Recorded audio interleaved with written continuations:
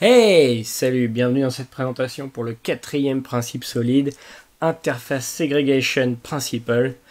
Et on va tout de suite rentrer dans le vif du sujet.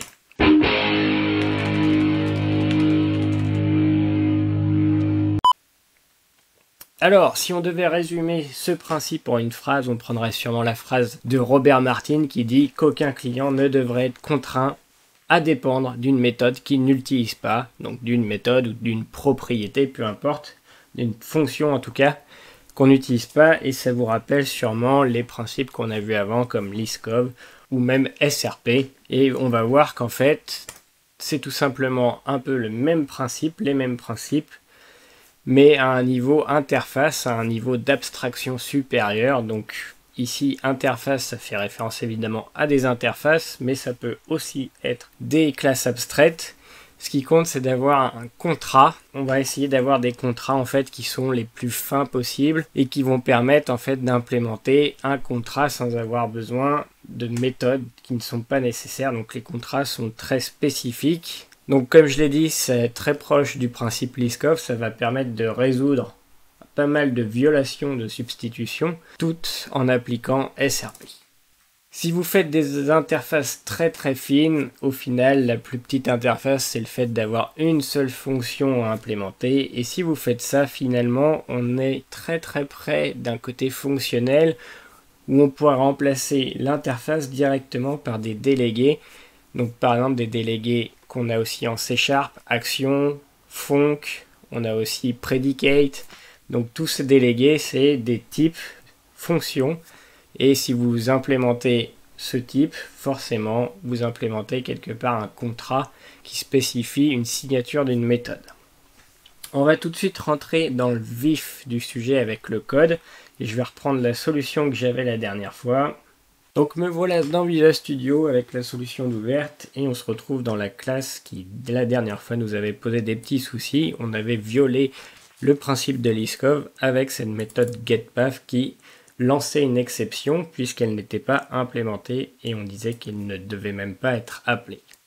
On va essayer de résoudre ce problème tout de suite en faisant un extract interface. On va créer une interface dédiée pour cette fonctionnalité, donc une toute petite interface. Et je vous propose de créer cette interface ici. On va l'appeler par exemple ifFile locator. Donc c'est une interface où on commence évidemment par une majuscule i. Et cette interface, va contenir finalement cette signature de méthode. Hop. Ça doit renvoyer une string, prendre un user et un ID. Et en fait, cette interface devrait être à côté plutôt de cette classe. Hop. Et PostStorage, lui, va implémenter cette interface. Voilà, c'est déjà le cas. Donc, pas de problème. Et ce qu'on va faire, c'est qu'on va s'occuper des deux autres fonctions qui sont publiques, le save et le load. Et pour ça, on va créer une autre interface. Donc vous pouvez créer évidemment les interfaces à la main, mais en fonction des programmes, par exemple si vous avez Rider ou RaySharper, vous pouvez très facilement faire un extract interface. Donc ici, je vais créer une nouvelle interface que je vais appeler iPostStorage. J'ai pas trop d'idées là tout de suite. En utilisant Visual Studio, je vais dire je prends save et je prends load. Et pourquoi il n'a pas trouvé... Ah oui, puisque je n'implémente pas, il faut implémenter cette nouvelle interface. Hop, je recommence. Je vais ici, je fais tirer vers le haut. Et cette fois, je peux dire déplacer vers PostStorage. La signature a été déplacée. Ici, la même chose. Hop, voilà, mes deux fonctions sont ici. J'ai implémenté, aucun souci.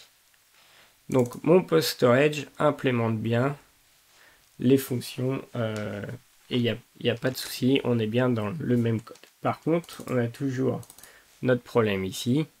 Cette fonction ne devrait pas exister. Et ce que je vais faire, c'est que je ne vais pas hériter directement de PostStorage, mais je vais implémenter les fonctionnalités qui m'intéressent, à savoir juste l'interface PostStorage. Donc cette fonction n'a pas lieu d'être. Et ici, on n'est pas sur des mots-clés override, on implémente bien les fonctions elles-mêmes. On compile, voilà, la génération a réussi. Donc, pour résumer, j'ai extrait deux interfaces et j'ai implémenté ces deux interfaces. Je vais en profiter pour renommer cette classe et je vais l'appeler PostStorage File. File System, par exemple. On renomme la classe a été renommée, donc là on voit bien qu'il ne s'agit plus d'une classe de base, mais vraiment d'une classe qui implémente des interfaces avec un système spécifique. Donc on a le file system, d'ailleurs je vais renommer le fichier. Hop. Et on va aussi ici renommer cette classe avec un nom spécifique. Donc ici, on a réussi à faire du découpage en interface, on a gardé nos surcharges quand c'est nécessaire, mais on a quelque chose qui est très fin. Retournons dans notre blog engine, et ici, ce qui va m'intéresser sur le stockage, c'est pas forcément d'avoir une classe spécifique, mais bien d'avoir une interface qui va être iPostStorage. Et je vais choisir quel type de stockage je veux, soit en fichier, soit par exemple en base. Voilà, ici je retrouve bien mes trois versions. Si j'utilise la version SQL, on voit qu'ici il me faut une chaîne de connexion. Si je retourne sur l'interface, ici c'est la chaîne de connexion qui est fake, qui est fausse. Je vais la définir ici.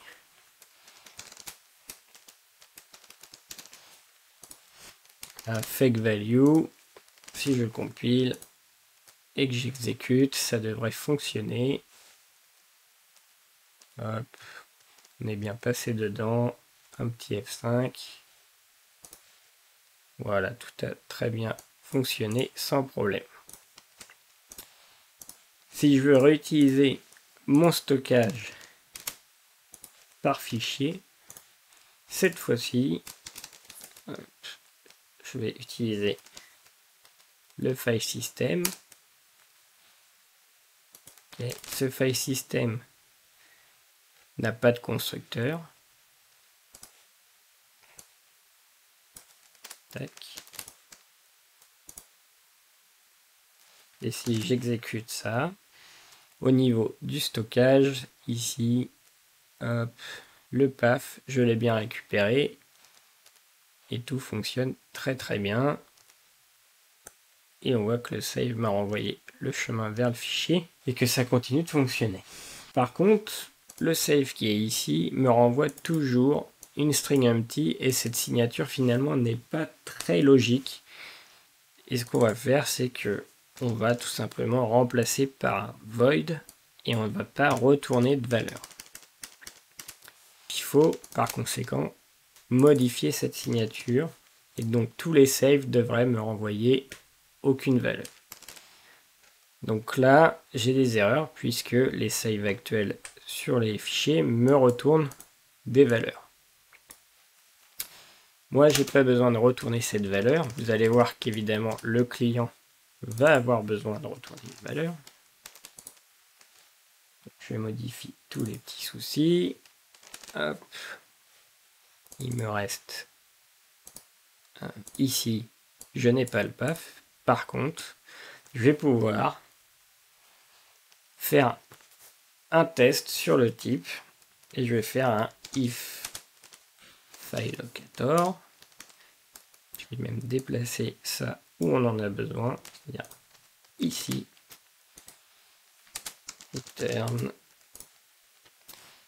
ici, je vais donc préciser un nom pour mon locateur et je vais dire FileLocator.getPath.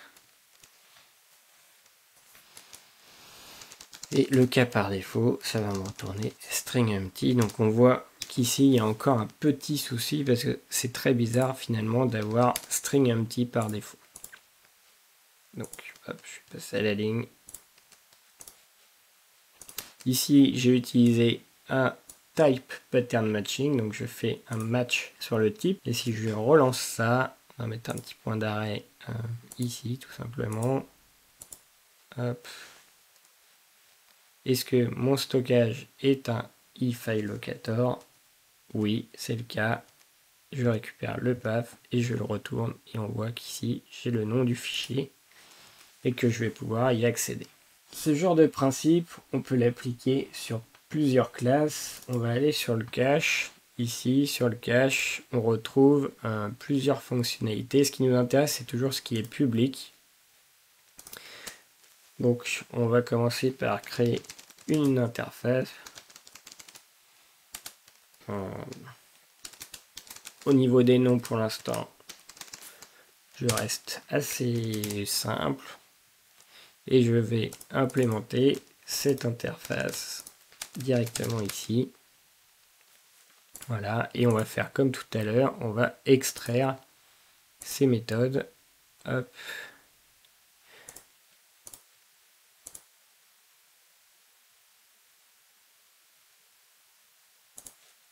Hop, voilà, j'ai extrait les deux méthodes et j'ai maintenant un ePostgres. Et on va utiliser cette interface, bien sûr, dans notre blog engine. Au niveau du cache, ici, hop, pardon, je vais bien utiliser un ePostCache. On peut faire la même chose sur le serialiseur. Donc, encore une fois, très simplement, on crée une nouvelle interface. Tac. J'ai mis mes deux fonctionnalités. Et ce qu'on va faire, c'est qu'on peut même le faire au niveau de l'engine. Ici, si je regarde bien, au niveau de l'engine, j'ai un save et un post. Donc rien ne m'empêche de faire ici aussi une interface que je vais appeler eBlog Engine. Hop, je vais implémenter cette interface. Là, et je vais tirer mes méthodes. Voilà. Tout simplement ici, je n'ai juste qu'extrait les fonctionnalités dans des interfaces. Rien d'exceptionnel, très simple. Mais on va aller un petit peu plus loin, on va regarder un peu les signatures de chacune de ces fonctions. Et on va voir s'il y a des choses qui sont un peu ressemblantes. Donc je vais reprendre par exemple le storage, qui est ici. Et on va le mettre à côté. Hop. Et ce qui va m'intéresser, c'est vraiment cette interface. On s'aperçoit qu'ici, on retrouve un load qui prend un user, un ID. Et ici, j'ai un load qui prend un user, un ID. Le type de retour est un peu différent. Ici, j'ai un post, alors qu'ici, j'ai une string. Sur le save, j'ai deux fois une méthode save. Un prend un post et l'autre prend un post plus le contenu du post. Et une me renvoie une string et l'autre me renvoie un void. Ok. Au niveau du cache, hop, on retrouve un crate un get or crate. On pourrait dire quelque part que c'est un load avec mutation. Donc l'idée du get or crate, c'est d'être atomique. On va créer en même temps qu'on veut récupérer. Et le set, quelque part, c'est l'équivalent du save. Ici, ça prend un post et ça me renvoie le post qui a été créé. Ok. Si on regarde le logger, ici, on est vraiment sur quelque chose de différent. C'est pas forcément ce qui va nous intéresser, mais on peut s'amuser à faire des extracts.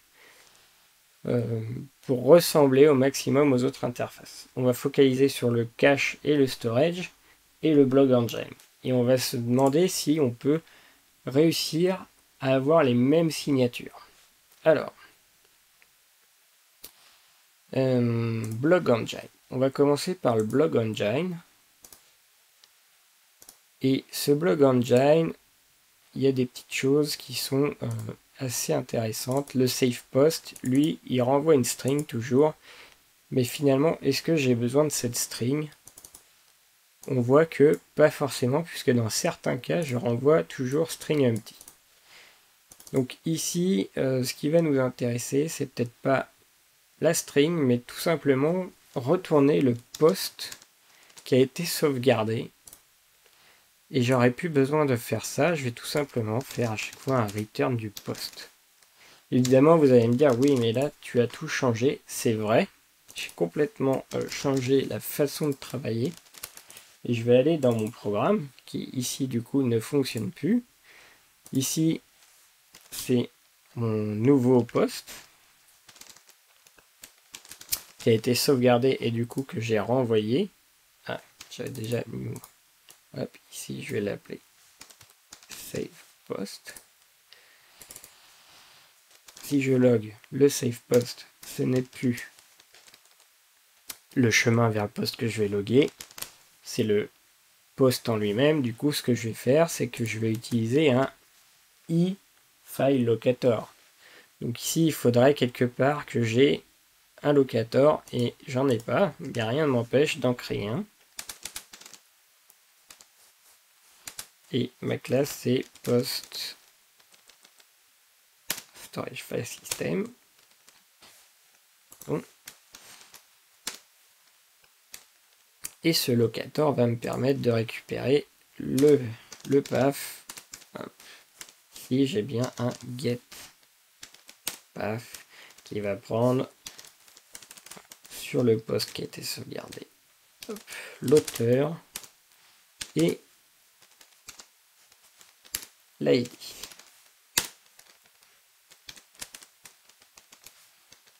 Et là, je vais bien loguer le chemin vers le fichier. J'ai toujours le même résultat qu'avant, je n'ai fait que sortir des fonctions et les remonter au fur et à mesure. Revenons sur notre interface. Ici, j'ai donc deux fonctions, un load, un post, qui me prennent pour le save un post et qui me renvoie le nouveau post, et pour le load qui prend un user et un ID et qui me renvoie le post. Pour le stockage, c'est un peu différent au niveau des noms et au niveau du contenu du save. Du coup, est-ce qu'on pourrait pas avoir ici simplement le post à sauvegarder et que la sérialisation soit faite automatiquement sans avoir à le préciser au niveau du save? Alors, essayons de changer ça. On va faire un save qui ne prend que le post et qui lui aussi va renvoyer le nouveau post finalement. Et là, on se retrouve avec les mêmes signatures et on va même s'amuser à modifier les noms. Tac. Évidemment, ici, mon code ne compile plus. On va corriger au fur et à mesure. Au niveau du save, donc ici, évidemment, il faut que je corrige en post. Et donc ici, je dois renvoyer mon nouveau post qui a été modifié. Ma fonction ne prend pas la sérialisation du contenu. Je vais devoir le faire directement ici. Pour pouvoir le faire, j'ai besoin d'un serializer. Et ce serializer, je vais le passer dans le constructeur. Je vais créer un champ pour ce serializer. Je vais donc pouvoir passer mon serializer, qui est ici, directement dans mon stockage, et donc déplacer cette ligne au-dessus, et donc déplacer mon serializer dans le constructeur ici. Ici, je ne peux pas directement faire référence à un champ. Je vais donc créer ici aussi un constructeur pour initialiser mes différents champs. Pour mon storage, hop, je vais utiliser ça. Il n'y aura pas de valeur par défaut. Ensuite, on va retourner sur le save. Donc ici, j'ai bien save et load seulement. Je vais commencer par changer le nom. On a toujours notre logger. Et ici, la sérialisation ne va pas avoir lieu ici, mais elle va avoir lieu directement dans le save du stockage.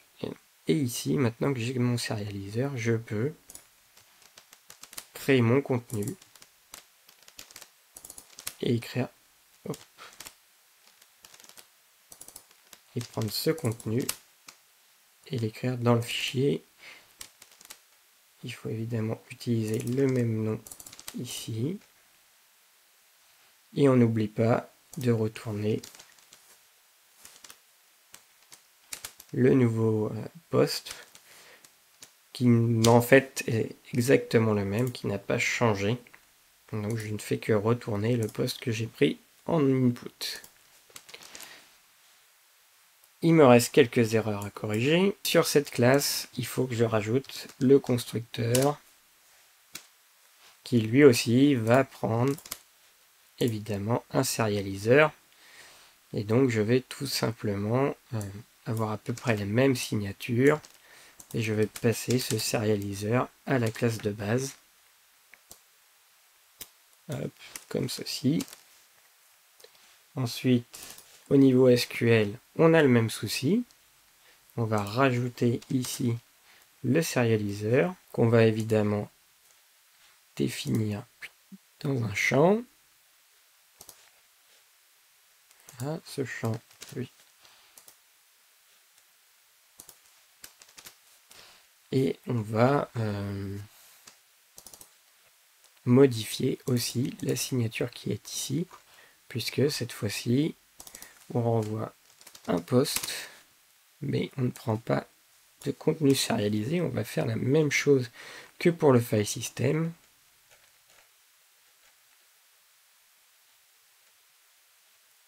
Et on va donc créer dans le file system le contenu JSON et utiliser ça au niveau de la sauvegarde et retourner le poste.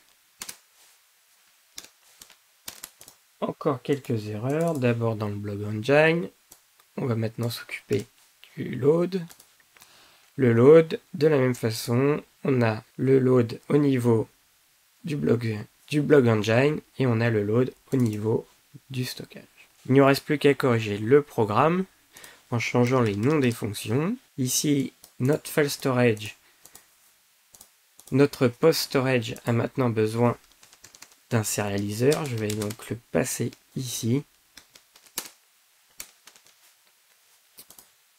en créer un nouveau. Et ici, je vais pouvoir utiliser un load. Et on peut finalement s'apercevoir qu'on a les mêmes signatures, la même interface. Et on va donc extraire cette interface. Ici, je vais la renommer en i post manager, par exemple.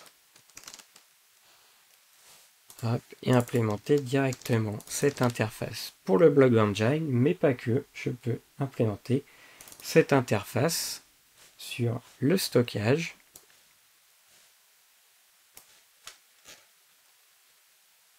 Je n'ai plus besoin du i post storage. Je vais utiliser mon post manager qui a un petit souci.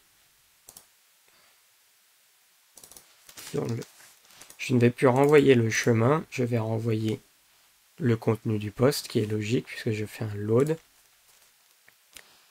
Je vais donc lire tout le contenu et je peux le désérialiser directement ici.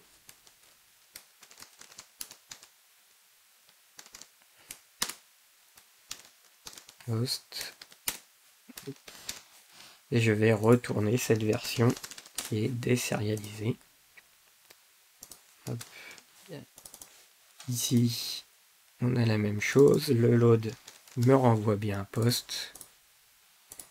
Et ici, je vais devoir désérialiser le contenu que j'ai récupéré de la base.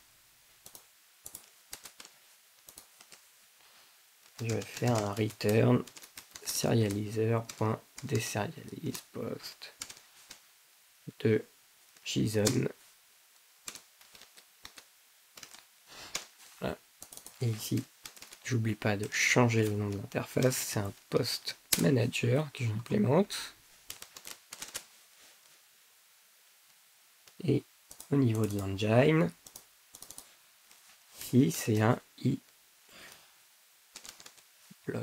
manager et non plus un storage.